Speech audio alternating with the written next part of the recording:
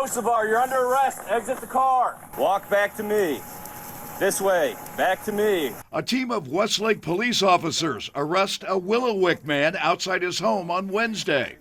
Investigators say 57-year-old Robert Hocevar runs a company that installs security cameras in homes and businesses.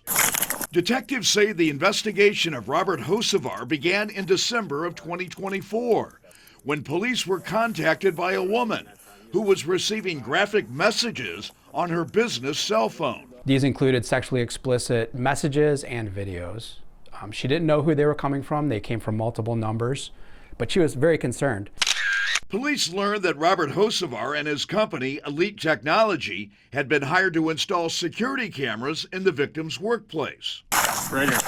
Investigators were able to trace the disturbing messages back to burner phones used by Robert Hocevar. Police say the victim was alarmed because it appeared the suspect had remote access to the cameras in her workplace. Said that he could see her, that he would drop off particular clothing for her. He even named her by name in these communications.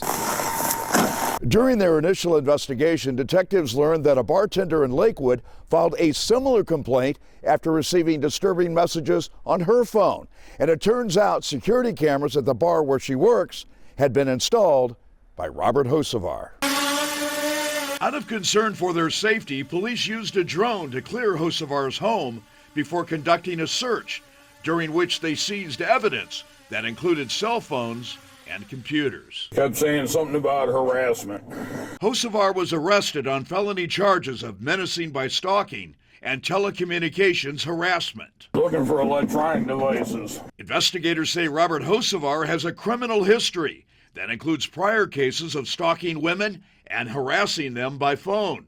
They say the latest victim in the Westlake case was terrified when she learned that her privacy had been invaded. It affected her life both professionally and personally. She didn't trust people.